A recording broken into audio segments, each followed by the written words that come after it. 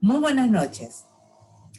Vamos a dar inicio a la conferencia virtual Diabetes y Educación en Nutrición.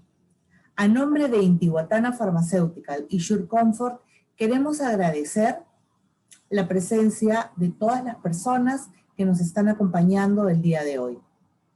Hemos querido conmemorar el Día Mundial de la Diabetes, invitando a dos excelentes ponentes quienes nos orientarán y nos hablarán sobre la importancia del cuidado y del manejo adecuado del paciente diabético, así como también orientación sobre la alimentación y el ejercicio en este grupo de pacientes.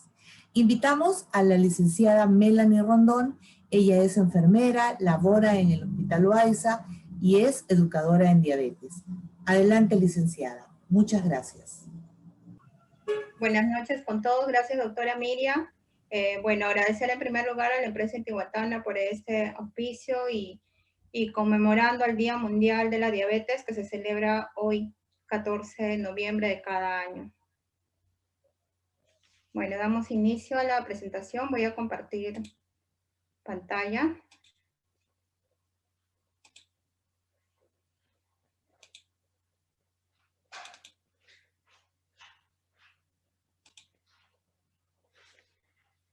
Por favor, me confirma si se puede visualizar. Ok. Todo bien, licenciada, se ve muy bien. Hoy día vamos a hablar sobre una enfermedad en la cual se ha catalogado como un problema de salud pública, que es la diabetes mellitus y la insulinoterapia.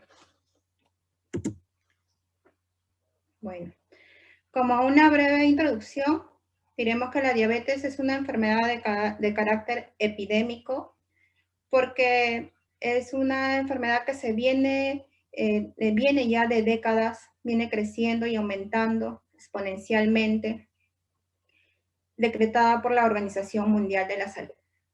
La diabetes es una enfermedad crónica y progresiva. Crónica porque nos dice que esta enfermedad puede controlarse, más no curarse, y progresiva porque si no hay un buen control o tratamiento, pues en muchos casos llega a la muerte. Puede pasar largos periodos de tiempo de manera espontánea y sin dar síntomas. Se puede dar de manera silenciosa y asintomática. Es asociada a graves complicaciones crónicas, como la más conocida tenemos las neuropatías diabéticas, que son los pie diabéticos. Consiste en otras condiciones de alto riesgo como la hipertensión, dislipidemia y obesidad, que son factores muy importantes que hacen que se haga una predisposición para que se pueda dar la diabetes mellitus. Y las enfermedades cardiovasculares es la primera causa de muerte para el paciente con diabetes mellitus. Acá tenemos un mapa, un gráfico de la ADF, que es el Mapa Federación Internacional de la Diabetes del 2019, que nos habla de que padecen 463 millones de personas padecen esta enfermedad. En el mundo hay un incremento de 51% y se estima que al 2045 vamos a tener 700 millones de personas con diabetes. En el Perú tenemos 2 millones de diabéticos y 1 millón probablemente sin diagnosticar. ¿Y por qué está aumentando la diabetes? Y nos hacemos constantemente esta pregunta, ¿no? Se debe principalmente al aumento significativo de diagnóstico de diabetes tipo 2 con factores de riesgos asociados, con el creciente obesidad, dieta poco saludable, inactividad física, que predisponen a que se pueda dar esta enfermedad. Asimismo, los casos de diabetes tipo 1 en la infancia también están en aumento. Nos hablan también de una progresiva urbanización y estilos de vida, la mayor ingesta de calorías, y es por eso que enfatizamos mucho en la alimentación, el mayor consumo de alimentos procesados y el sedentarismo condiciona a que se pueda dar esta enfermedad. Entonces, para entender qué es la diabetes, tenemos conceptos básicos, que es la glucosa, que es un tipo de azúcar, que su función principal es ser fuente de energía en nuestro organismo. Y lo encontramos en alimentos que contengan carbohidratos, azúcares y almidones, que usualmente lo consumimos a diario en nuestros alimentos. En cuanto a los carbohidratos, que son principal fuente de energía en nuestro cuerpo, o sea que es primordial, pero debemos saber elegir qué carbohidratos consumimos. Tenemos casi en toda la mayoría de alimentos. Y diremos qué es la insulina, que es una hormona producida por el páncreas que tiene como función principal el paso de la glucosa hacia la sangre. Parte de la glucosa que va a la sangre proviene de los alimentos consumidos. Entonces, cabe recalcar que acá los hábitos alimenticios son primordiales en el tratamiento de la diabetes mellitus. En cuanto a la diabetes mellitus, entonces, partiendo de estos tres básicos conceptos, definiremos qué es una afección crónica, como ya lo comenté, que no tiene cura, pero sí tratamiento, y se da cuando los niveles de glucosa son altos. Entonces, algunos pacientes han escuchado hablar del término hiperglucemia, que se da cuando los niveles de glucosa en sangre están elevados. Ahora, existen diferentes complicaciones que si no se da un buen tratamiento y control pueden dañar al organismo. Como vemos en la figura, una de las principales es la retinopatía diabética, que es la causa principal de la ceguera. Tenemos la nefropatía diabética, causa principal de enfermedades renales, y en muchos casos puede llevar a que el paciente se pueda dializar. Enfermedades cardiovasculares y cerebrales, que son las causas de las muertes en pacientes diabéticos, y la neuropatía diabética, que es la causa de amputaciones cuando se desencadena esta enfermedad y produce pie diabético. Tenemos tipos de diabetes. La más conocida es la de diabetes tipo 1, que se da en un 10%. El cuerpo no produce insulina, la mayoría se puede manifestar en niños y adolescentes, en la cual no se puede prevenir ya que puede ser de causa genética. La diabetes tipo 2 nos van a dar un 90%, se puede prevenir. Nos dice que el cuerpo produce insulina, pero no la usa suficientemente. ¿Y cómo es el tema de la prevención en la diabetes tipo 2? Es con alimentación sana y equilibrada, un peso saludable, una actividad física moderada. Y en cuanto a la diabetes gestacional, nos habla de que el nivel alto de glucosa en sangre durante el embarazo y normalmente desaparece después de la gestación. Pero existe un 60% de probabilidad de desarrollar diabetes tipo 2 siempre y cuando la paciente no tenga unos hábitos sanos y una actividad física.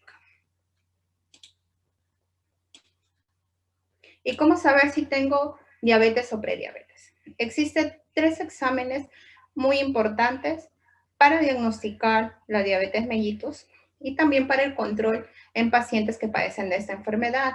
Hablamos de hemoglobina glicosilada, de glicemia en ayunas y la tolerancia oral a la glucosa. En cuanto a la hemoglobina glicosilada, nos va a determinar cómo la glucosa ha estado durante esos 2 a 3 meses. La glicemia en ayunas se va a tomar de por lo menos 8 horas en ayunas. Acá tenemos unos gráficos donde podemos evidenciar la hemoglobina glucosilada, que hay que tener en cuenta el valor y saber. Todo paciente con diagnóstico de diabetes tiene que saber cuánto debe tener de hemoglobina glucosilada, que nos dice que tiene que ser menor de 6.5 o 5.7%. En cuanto al control de la glucosa, el rango basal es de 80 a 110 y tiene que ser menor de 110. En cuanto a la tolerancia oral a la glucosa, tiene que ser menor de 140. En cuanto a la aplicación de la insulina, nos dan unas recomendaciones. Hoy en día existe una variedad de insulinas. Las últimas que vemos en el gráfico son de lapiceros, la cual la mayoría de pacientes ya las sabe usar mediante una consejería y una educación. Y las recomendaciones son estas. Se debe realizar el tejido subcutáneo, tejido adiposo donde encontremos grasa, una técnica correcta de la aplicación, rotar siempre el sitio de aplicación, y nos han dicho que la actividad física aumenta la mejor absorción en cuanto a la insulina. Entonces, de este punto final, rescatamos que la actividad física es muy importante en todo momento. Tenemos sitios de inyección como lo vemos en el gráfico, zona externa superior del brazo, tenemos en la zona abdominal, zona glútea, zona del muslo. Quiero enfatizar en la zona abdominal, que es donde la mayoría de pacientes, según mi experiencia, ha habido un mejor resultado y se han podido aplicar de manera eficaz. Tenemos varias formas de poder aplicar la insulina. Lo hacemos de manera horizontal, siempre dejando 2 centímetros, como lo vemos en el gráfico, o de manera curva, zigzag. Existen varias maneras. El propósito de este tipo de inyección es que el paciente no se aplique en el mismo lugar y disminuir la lipostrofia, que es, la parte donde se endurece la zona donde si se aplica constantemente. Tenemos acá la técnica correcta. Ya no se agarra en un pliegue ligero, ¿no?, para poder aplicar. Y ahora existen en el mercado diferentes agujas. En realidad, técnicamente las agujas todas son iguales, pero el paciente debe priorizar y también se debe ver en la economía, porque ya todos los días van a utilizar la insulina. Hay pacientes que se utilizan todos los días. Y que no sea traumático. En cuanto a la glucometría, es importante que todo paciente diabético tenga en casa un glucómetro para el correcto control y monitoreo y registro de su glucosa. Como vemos en la imagen, tenemos las lancetas, que son las agujas. Tenemos que tener siempre un contenedor para descartar las agujas.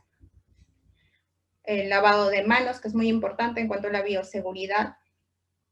Y una hoja de registro o un cuadernillo que se pueda registrar la hora, el día y cuánto le ha salido. Y para terminar, pues el rol de la enfermería. Metas de control de glucosa. Ahora. Se estima que para los pacientes hay que tener una meta muy importante, el manejo de una estenosis post-manga. Tenemos la hemoglobina glucosilada, la dilatación que hacen ayuno, y la postprandial. La postprandial vamos a estimar menor de 140, la preprandial que hacemos en ayunas de 80 a 110 y la hemoglobina glucosilada de 7.0%. Con estos 3 valores diríamos que el paciente diabético tiene un buen control de su enfermedad. En cuanto para recalcar en el glucómetro, es importante saber estas letras que nos pueden aparecer en el glucómetro y evitar complicaciones. Cabe recalcar que estas 2 letras que nos pueden aparecer en el glucómetro son estado de emergencia del paciente que tiene que ir a una unidad hospitalaria para ser atendido. ¿Qué pasa si nos sale el glucómetro HI? Nos dice que el resultado de la medición puede ser superior a 600 mgdl. Y si nos sale la letra LO, nos dice que es inferior a 10 miligramos por decilitro, que quiere decir que este paciente está sufriendo una hipoglicemia, o sea, baja azúcar a nivel sanguíneo. La Organización Panamericana de la Salud nos dice que hay que buscar un buen tratamiento médico y siga la consejería. planee una buena alimentación y ejercicio físico regularmente. El propósito de esta ponencia por el Día de la Diabetes Mellitus es que los pacientes bien informados seleccionen mejor su estilo de vida y puedan cumplir mejor su tratamiento y evitar complicaciones a largo plazo. Gracias.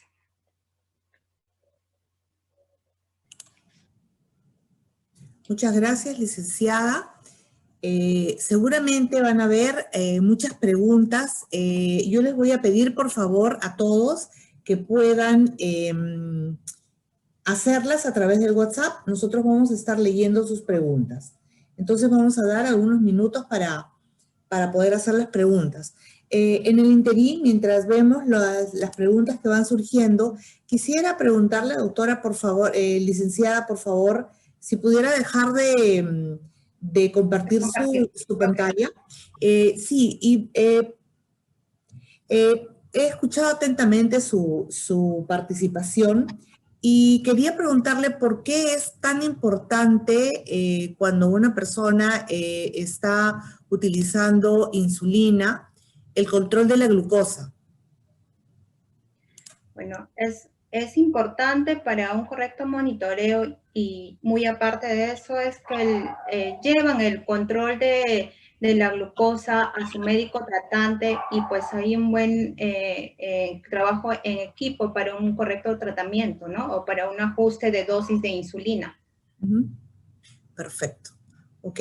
Y de todas maneras, el control de la glucosa, como usted bien lo especificó, tanto en lo que corresponde a la hemoglobina glicosilada, como los valores de glucosa en ayunas, o los valores de glucosa postprandial, o la tolerancia oral, como muy bien lo comentó, van a permitir, creo que van a permitir que el paciente tenga una vida y una calidad de vida prácticamente sin complicaciones, que usted las mencionó muy bien, ¿no? Que hay complicaciones a todo nivel. Sí, correcto, doctora. Un buen control y tratamiento del paciente nos va a prevenir de complicaciones a largo plazo. En realidad, esta enfermedad se puede controlar y tratar. Y bueno, va a depender de la educación que reciba el paciente, ¿no? Y cuánto conocimiento tenga acerca de su enfermedad. Perfecto. Me mandan una pregunta. ¿El tamaño de la aguja o el grosor de la aguja es importante y por qué? En realidad, ahora se ha visto en el mercado, el tamaño de las agujas se recomienda de 4 milímetros, que es las agujas de color verde. Me parece más adelante lo va a presentar Josefina de Sure Comfort. Pero en realidad la mayoría de los pacientes, según mi experiencia, usualmente usan de 4 milímetros, ¿no? Que son menos traumáticas, tienen también más acceso a que lo puedan comprar y de bajo costo. Perfecto, muchas gracias. Quiero leer un comentario. Renzi Javes escribe, la felicita por la exposición y recuerda que las agujas son descartables y que se deben utilizar una sola vez. Y justo hay una pregunta al respecto. Indica también Renzi que el pliegue solo se utiliza para agujas de 5 milímetros. Con las agujas de 4 milímetros no se necesita pliegue, solo para pacientes pediátricos y delgados. Y nos llega una pregunta también en cuanto al reuso de las agujas. ¿Cuántas veces se puede utilizar una aguja? Nos preguntan. Solamente se utiliza una vez, no es reusable la aguja. Por favor, quiero que entiendan algunos pacientes que están conectados que solo el uso es único y se descarta la aguja. Perfecto. Muy bien, no sé si hay alguna otra pregunta más. Muchas gracias por las preguntas. Entonces, vamos a pasar a presentar a la licenciada Betty Arrascue. La licenciada Betty Arrascue nos va a estar comentando sobre la importancia de la nutrición Ella trabaja en la Municipalidad de Lima y es fundadora y asesora nutricional de Nutri Calicay. Doctora, licenciada Arrasco, por favor, adelante con la presentación. Gracias.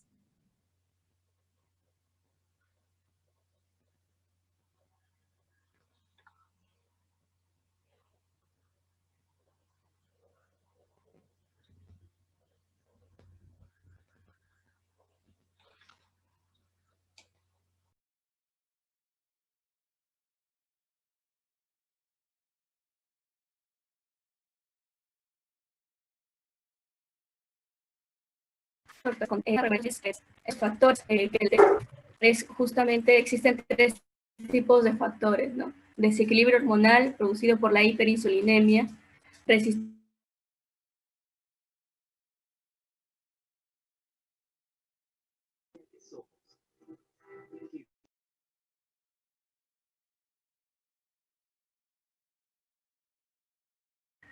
sí.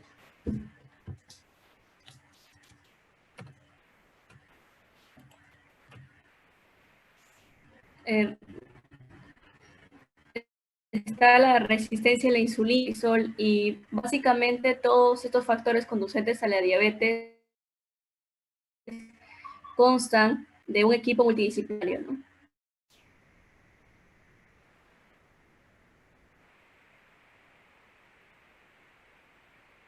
En este caso, si es una hiperinsulinemia, se recomienda un cambio de horas y influye mucho en los niveles altos de cortisol y por lo tanto esta hormona del cortisol va a hacer que se segregue más rápido las moléculas de glucosa, ¿no? Provocando más rápido la glucosa. Sugiere el manejo del estrés y también la corrección de la privación del sueño. Dentro del plato saludable existe un plato que dividimos en tres partes. La mitad del plato es fundamental que se consuma full ensaladas frescas o lechuga, el tomate, el pimiento, el brócoli, la berenjena, la zanahoria y las otras cereales y alimentos de origen. Dentro de ellas destaca el arroz, destaca la papa, la racacha, más conocido como zanahoria serrana, la yuca, ¿sí? Las menestras también, que pueden ser los frijoles, lentejas. Y la otra cuarta parte vendría a ser por las proteínas, que pueden ser el pescado, la carne de res, los huevos, el pollo, la pavita, ¿sí? Y por supuesto siempre se debe adicionar lo que se denomina el 5 al día, 2 porciones de frutas enteras, más 3 porciones de vegetales, ¿no? Ambos sumados 460 gramos, que equivale a una taza. Acá tenemos, recalco mucho la importancia de consumir frutas enteras, porque si un diabético lo consume en jugo, la glucosa se va a desintegrar más rápido y por lo tanto aumenta. Entonces de preferencia que sean frutas enteras. He colocado acá ejemplos de la lista de intercambios que establece una unidad mediana de mandarina, puede ser también melocotón, tuna o tumbo, ¿no? Tumbo es una fruta parecida al maracuyá, tiene un aspecto al maracuyá, pero de color anaranjado, lo que le conocen el tumbo serrano. Una unidad pequeña de naranja, de manzana, media unidad de plátano isla o seda, 10 unidades de uva, una tajada pequeña de papaya y una rodaja pequeña de piña, ¿no? En relación a la piña o en relación a la sandía, en relación a la chirimoya, hay que tener un poquito cuidado porque justamente estas frutas poseen bastante fructosa, ¿no? Siempre se puede consumir, pero con las cantidades adecuadas, ¿no? Siempre las frutas van a ser al tamaño de la mano, ¿no? Por ejemplo, una manzana consumir al tamaño de la mano de cada persona. En la planificación de régimen dietario, acá les he puesto algunos ejemplos en relación al desayuno. Una tostada integral nos proporciona 77 kilocalorías y 15 gramos de carbohidratos, ¿no? Dos claras sancochadas nos da 41 kilocalorías y 9 gramos de proteína. Una taza de melón picado nos proporciona 60 kilocalorías y 15 gramos de carbohidratos. Una taza de maracuyá también lo pueden consumir, ¿no? Añadiendo a su desayuno. Dentro del almuerzo, 2/3 de taza de frijoles guisados, 6 cucharadas de arroz, 180 gramos de pescado sudado, una taza de brócoli al vapor, ¿sí? Con una taza de tomate, con un cuarto de palta y una cucharadita de aceite de oliva. Si podemos observar acá en la imagen, tenemos un plato saludable, ¿no? Un plato saludable que consiste en menestras, cereales, proteína y, por supuesto, las verduras, que debe ser infaltable, ¿no? Y una taza de refresco de agua de manzana, de preferencia sin azúcar. Dentro de la planificación del régimen dietario, en la media tarde puede ser 2 tajadas medianas de choclo y 2 tajadas de queso fresco, ¿no? Medio vaso de yogur probiótico también. Dentro de la planificación del régimen dietario en la cena, puede ser 2 rebanadas de pan integral con 3 cucharadas de pollo picadito deshilachado, una taza de queso fresco light, puede ser con espinaca, también lo pueden añadir tomate, y medio vaso de yogur probiótico, ¿sí? Es fundamental también que se realice ejercicio, ¿sí? Porque va a mejorar la salud cardiovascular, regula la presión arterial, el control glucémico, y justamente este control glucémico se da porque va a existir una sensibilidad a la insulina, ¿no? Justamente porque existe una expresión de los translocadores GLUT4. Y estos translocadores del GLUT4 van a hacer que la glucosa que está excedente en sangre se pueda utilizar en las células.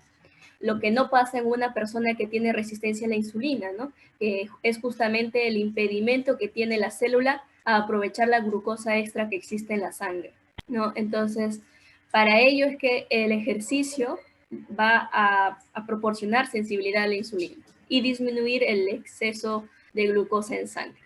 En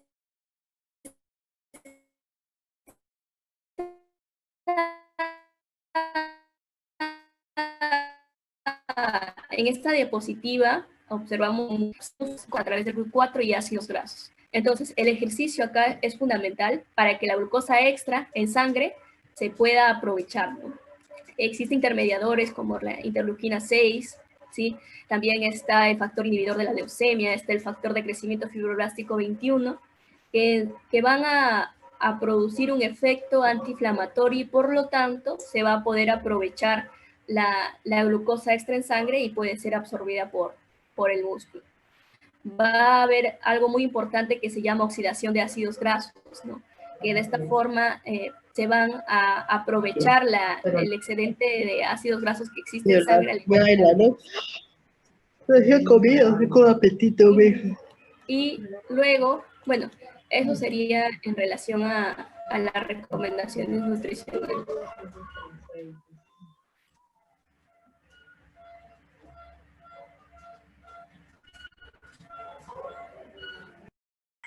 Está apagado el micrófono.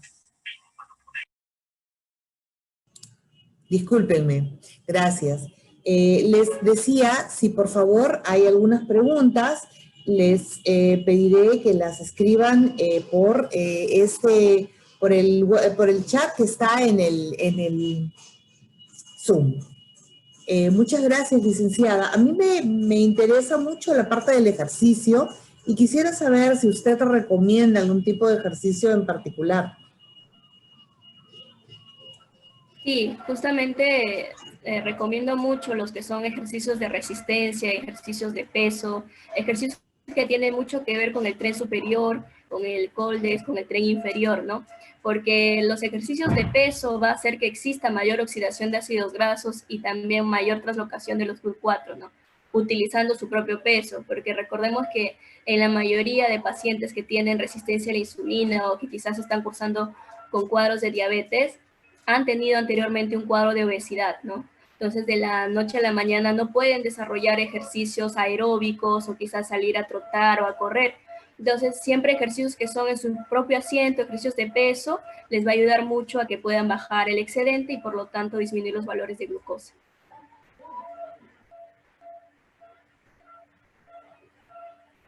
Está silenciado, doctor.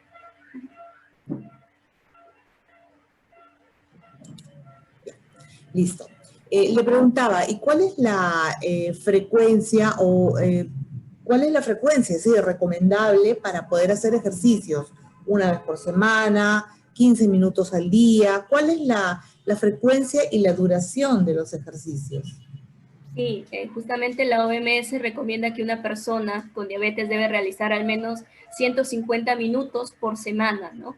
Que fácilmente pueden ser repartidos de 10 a 15 minutos al día, ¿no? Para que puedan ser distribuidos durante toda la semana. Perfecto. Muchas gracias. Tenemos varias preguntas. Una, por ejemplo, ¿es bueno consumir stevia con las bebidas? Sí, justamente hay diversos estudios que salieron en el año 2018, 2019, en donde nos indican que se establecieron personas que consumieron estos endulcorantes artificiales y se demostró que existe un aumento a nivel de la glucosa, ¿no?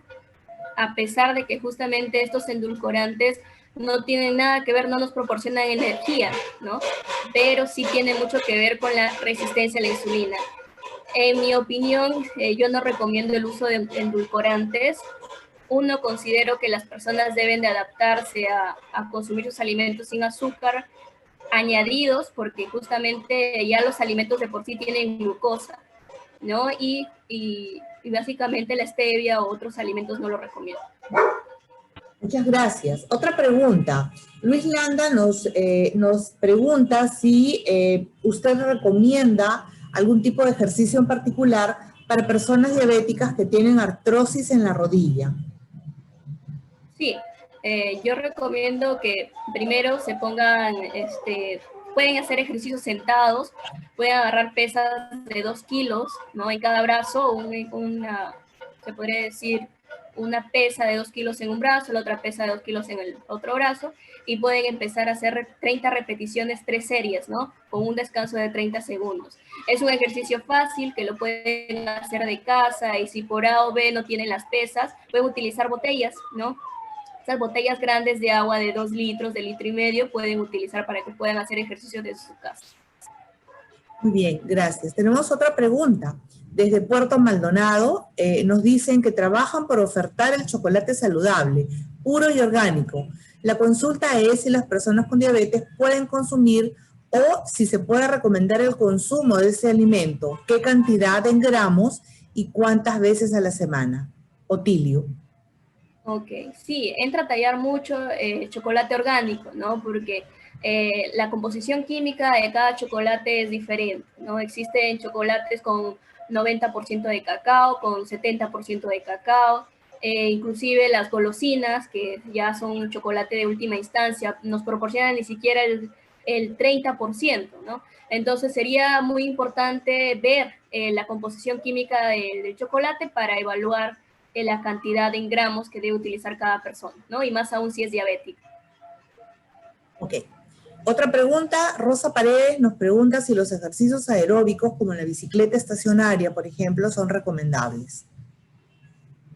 Eso depende mucho de la adaptabilidad anatómica que tiene la persona, ¿no? ¿Y qué significa esto? Significa que cada persona, por ejemplo, si siempre es diabético y siempre ha hecho bicicleta, ¿no? Siempre ha corrido, su adaptabilidad anatómica es muy diferente a que de la noche a la mañana digan, voy a hacer ejercicio y voy a correr o voy a manejar bicicleta 10, 15 minutos, ¿no? Ahí la respuesta de glucosa va a ser muy diferente. Entonces es fundamental que siempre tengan una prescripción al ejercicio.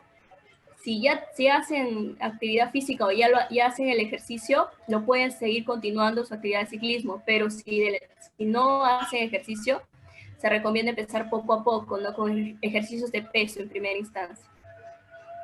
Perfecto. Nos pregunta Luz Peña sobre el tipo de ejercicio recomendable para un adulto mayor. Sí, para un adulto mayor va desde caminatas, ¿no? Ligeras caminatas de 10 minutos, y también que puedan estar sentados y levantar pesas. Muy bien, gracias. Yolanda nos pregunta qué opina o si es recomendable el arroz integral. Sí, justamente hay diversas alternativas que promocionan mucho el arroz integral, ¿no? Pero en temas de kilocalorías, tanto el arroz integral como el arroz normal nos dan lo mismo, nos dan en 100 gramos 358 kilocalorías, ¿no? En términos de fibra, escatima ligeramente un poquito más para el arroz integral por el tema de salvado que tiene, ¿no? Pero si hay la opción de comprar el arroz integral, no hay ningún problema. De preferencia consumir tanto el arroz blanco como el arroz integral, ¿no? No es que consumiendo arroz integral voy a curar la diabetes o voy a controlar mi diabetes, ¿no? Ok. Julie Milagros nos pregunta si personas con diabetes que tienen obesidad y niveles de glucosa por encima de 200 o 300 miligramos por decilitro, ¿deberían realizar actividad física? Y en este caso, si fuera positivo, ¿qué tipo de ejercicios deben realizar?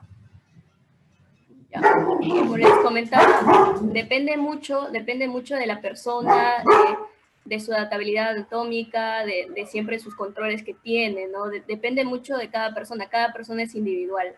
Ejercicios principalmente de caminata, ¿no? Que van a ser de 10 a 15 minutos, y de ejercicios de peso, ¿no? Pueden ser planchas, puede ser resistencia, ¿no? Utilizar pesas también. Gracias. Indudablemente esa es un área con muchas preguntas. Tenemos como 13 o 14 preguntas hasta el momento. Vamos a avanzar. Nos preguntan si la medicina natural es recomendable para pacientes con diabetes. Por supuesto, toda la medicina que tenemos, que nos ofrece la naturaleza es muy recomendable porque nos proporciona fructosa natural, ¿no? Existe mucho el yacón, existe mucho las frutas, el tumbo, las frutas como mucho como vendrían a ser las frutas, ¿no? También he visto hierbas que utilizan. La naturaleza siempre nos provee, ¿no? Y si tenemos la oportunidad de utilizarlo en buena hora. Sin dejar de consumir, digamos, las recomendaciones que ha dado el médico en cuanto a tratamiento, ¿verdad? Por supuesto, sí, O sea, siempre el tratamiento se debe seguir. Así es, sin Exacto, reemplazar sí. el tratamiento o la terapia indicada por el médico, solamente por medicina natural. Muy bien, Alba Vázquez nos pregunta, en la selva el consumo de plátano, de plátano verde, perdón, ¿es recomendable en estos pacientes? Sí, hay que recalcar mucho que el estado de maduración es directamente proporcional a la fructosa que tiene, ¿no? Mientras más maduro es, más respuesta a la glucosa va a tener en el organismo, ¿no? Si es un plátano verde y lo consumen, no hay ningún problema, ¿no? Porque la respuesta a la glucosa va a ser mínima. Y en cuanto a la avena, nos pregunta Edith, ¿es cierto que la avena sube la glucosa? ¿Cómo me dice, doctora? Sí, Edith nos pregunta si la avena es cierto que sube la glucosa. Ya. En relación a la cantidad, siempre va a tener mucho que ver la cantidad de avena, el espesor que también lo desarrolla en la avena, ¿no? Al menos en relación a la cantidad de carbohidratos, cada gramo de insulina nos proporciona o nos brinda para 15 gramos de carbohidrato, ¿no? Entonces, al menos yo recomiendo que por cada avena lo añadan 1,5 cucharadas, ¿no? Que no sea tan espesa, que sea ligera, ¿no? Perfecto. Nos preguntan también, Renata nos pregunta cuántos panes se puede comer al día. Y otra pregunta es en relación a la moringa, si es recomendable. Sí, en relación a los panes, entra mucho a tallar el bicarbonato, ¿no? Esos conservantes y también adicionales, aditivos que se le añade al pan. Se podría decir que el consumo de pan debe llegar a lo mucho a 2 panes al día, ¿no? que pueden ser distribuidos en el desayuno y en la cena, o 2 tostadas al día. En relación a la moringa, aún no se han establecido estudios, ¿no?, que nos permitan establecer que exista una disminución de glucosa en sangre, ¿no? Siempre son tratamientos complementarios que siempre, como lo dice la doctora, se tienen que seguir con la medicación que tienen. Sí, muy importante. Muy bien. Nos pregunta Luis Landa, y todavía quedan muchas preguntas, licenciada, si es recomendable para bajar de peso utilizar fármacos para quitar la ansiedad. Ya, para bajar de peso, se tiene que existir una asesoría multifactorial, ¿no? Tanto endocrinológica, nutricional, ¿no? Hasta ginecológica, ¿no? Por el tema de las hormonas. No soy la persona indicada para prescribir fármacos, pero sí les comento que tengo muchos pacientes que han bajado de peso siguiendo una estricta planificación nutricional y prescripción de ejercicios, ¿no? Al igual que el consumo de sus medicamentos, ¿no? Muy bien. Otra pregunta es, ¿cuáles son las verduras que contienen azúcar? Les comento que todas las verduras poseen carbohidratos, ¿no? Azúcar en sí ya vendría a ser la fructosa añadida, ¿no? En términos prácticos vendría a ser la sacarosa. Los carbohidratos que posee, por ejemplo, si consumimos una taza de brócoli o consumimos una taza de pepinillo, nos proporciona en 100 gramos 25 gramos, ¿no? Que es bien poquito. Entonces, y también lo que nos proporciona de saciedad por la fibra que tiene, ¿no? Entonces siempre en nuestra dieta hay que consumir ensaladas, sea frescas o sea cocidas, para regular todo esto del tema de la fibra. Muy bien, gracias. Otra pregunta. Renata nos pregunta si se puede añadir salvado de trigo al arroz o a los fideos. Sí, en realidad el salvado de trigo nos proporciona fibra, ¿no? No nos proporciona tanta fibra como las frutas o como las verduras, pero si se puede añadir, claro que sí, lo pueden añadir con 2 cucharadas en cada comida que tengan, quizás añadirlo en su ensalada y no hay ningún inconveniente. Muy bien. Nos pregunta Cristal, ¿con qué se podría acompañar la glibenclamida? ¿O qué se puede tomar junto con este fármaco, ya que es hipoglicemiante? Sí, se puede consumir con toronja, se puede consumir con jugo de naranja, ¿no? Para aumentar su absorción, ¿no? Básicamente consumirlo con un refresco de fruta. Bien, gracias. Justamente nos preguntaban por el jugo de naranja, si el jugo de naranja eleva la glucosa. Sí. Comentarles que la naranja de por sí ya es un alimento que no es necesario licuarlo, ¿no? Siempre les recomendaba que el jugo en paciente diabético no es recomendable. En el caso de la naranja, ya de por sí se consume el jugo, ¿no? No es como la papaya que se tiene que desintegrar, ¿no? En el caso de la naranja, siempre consumirlo, exprimirlo y consumirlo incluso lo de adentro, la pulpa, ¿no? Otra pregunta, y ya estamos llegando al final de las preguntas. ¿Qué tipo de verduras cocidas puede comer un diabético? Y para finalizar, con una pregunta de Karina, un paciente diabético que tiene insuficiencia renal, ¿cuáles serían las recomendaciones? Ok, en relación a las verduras, van desde brócoli, ¿no? Que no esté muy cocido, porque recordemos que mientras unos alimentos están más cocidos, va a generar mayor respuesta a la glucosa, ¿no? Igualmente sucede con el zapallo no puede estar tipo puré, ¿no? Tiene que estar zapallo en trozos, puede ser brócoli, puede ser pepinillo, puede ser tomate, ¿no? Zanahoria sancochada para poder absorber el betacaroteno que tiene, ¿no? En relación a un paciente renal, entra mucho a tallar cómo están los valores, ¿no? De urea y creatinina en sangre, ¿no? Porque a un paciente renal se tiene que tener mucho cuidado con los valores de proteína que se les brinda, ¿no? No es lo mismo brindar a un paciente diabético que no tiene ninguna patología o comorbilidad, a brindarle quizás 2 presas de pollo, quizás brindarle res, ¿no? No es lo mismo. Entonces, siempre cada paciente es manejado de manera individualmente y eso básicamente, ¿no? Tener mucho cuidado con las proteínas. Muy bien, una pregunta más nos acaban de hacer. Katy López nos pregunta, ¿qué opina del consumo de la pitahaya? ¿Es cierto que la amarilla barre la microbiota intestinal?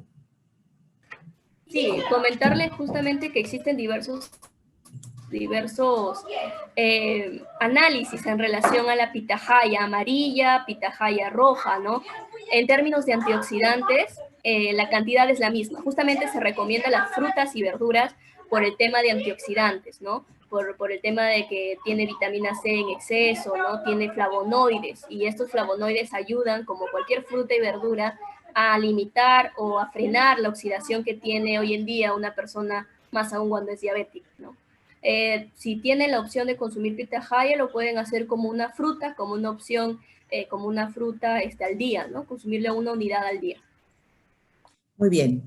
Creo que con esto hemos terminado las preguntas, han sido bastantes. Vemos que hay mucho interés por cómo enfocar la nutrición, la dieta y el ejercicio también en un paciente con diabetes. agradecemos a todos los participantes que han hecho preguntas porque creo que esto enriquece la reunión. Y queremos, como última parte de la reunión, presentarles a Josefina. Ella es la representante de Sure Comfort, ¿no? Quien está auspiciando esta reunión. Josefina, por favor. Buenas noches con todos. Muchísimas gracias por participar en esta noche tan importante para todos, celebrando el Día Mundial de la Diabetes. Yo soy la representante médico. Quería comentarles de que ustedes pueden conseguir las agujas Sure Comfort, que es la marca que venimos nosotros auspiciando, en 2 puntos importantes, que es Farmacia Universal, que es una cadena grande, y ustedes encuentran las agujas de 4 milímetros, que son las verdes, que ya las conocen, las de 5 milímetros, que también son las moradas. Y en Boticas y Salud, que es una cadena muy grande también, que también hay en provincias, ustedes pueden encontrar también las agujas de 4 y de 5. Si me permiten y si tuvieran dónde apuntar, les voy a brindar los códigos para que ustedes puedan ir a las farmacias y conseguir el producto sin ningún tipo de problema. En Farmacia Universal, el código de la aguja de 5 milímetros es 19658. Ese es el código con el cual ustedes pueden preguntar. Y la aguja de 4 milímetros, que es la verde, el código es el 19657. ¿Ok? Y en Boticas y Salud, el código de la aguja de 5 milímetros es de 56801. Y el código de 4 milímetros es de 56802. Si ustedes en algún momento desean, pueden de repente contactarse a WhatsApp y pedir nuevamente los códigos si no lograron copiarlos. Y comentarles también que nosotros hacemos el apoyo al paciente para que no haya el reuso de las agujas. Nosotros tenemos un programa que se encarga de esto, en el cual por la compra de una caja de agujas Sure Comfort, el programa de apoyo al no reuso le está obsequiando 10 unidades de agujas adicionales. ¿Ok? Entonces nosotros tenemos ese programa solamente guardando el voucher de compra y poniéndose en contacto con el programa Contacto, que yo les voy a brindar el número celular. Ustedes van a poder hacer efectivo la bonificación sin ningún problema. ¿Sí? Ahorita les voy a brindar el teléfono para que ustedes se puedan comunicar y solamente con su voucher de compra, ustedes pueden hacer efectivo. El número del programa Contacto de Laboratorio Sure Comfort es el 980-880-933. Les repito, es el 980-880-933. Cualquier cosa, ustedes tienen el teléfono y las agujas están a su disposición. Muchísimas gracias por la atención. Muchas gracias, Josefina. Ya para terminar con esta reunión, nuevamente agradecerles a todos por la atención y comentarles que a todas las personas que se han inscrito vamos a enviarles seguramente la próxima semana a sus correos el enlace de la reunión que va a estar colgada en una plataforma, seguramente la vamos a pasar, y allí también vamos a poner los números de teléfono para que ustedes se puedan comunicar. Muchísimas gracias a todos. Entonces les vamos a enviar el enlace de la reunión, seguramente, como les digo, en YouTube, y nuevamente solamente nos queda agradecer su presencia esta noche, agradecer de manera especial a las licenciadas Melanie Rondón, enfermera y educadora en diabetes, que labora en el OAISA, y a la licenciada Betty Arrascue, nutricionista y fundadora de una institución que se dedica a la nutrición. Y no solamente a la nutrición, como hemos visto, sino muy interesantes e importantes consejos sobre la importancia del ejercicio en el paciente diabético y en el no diabético también. Bien, muchísimas gracias. Entonces damos por concluida la reunión. Buenas noches con todos.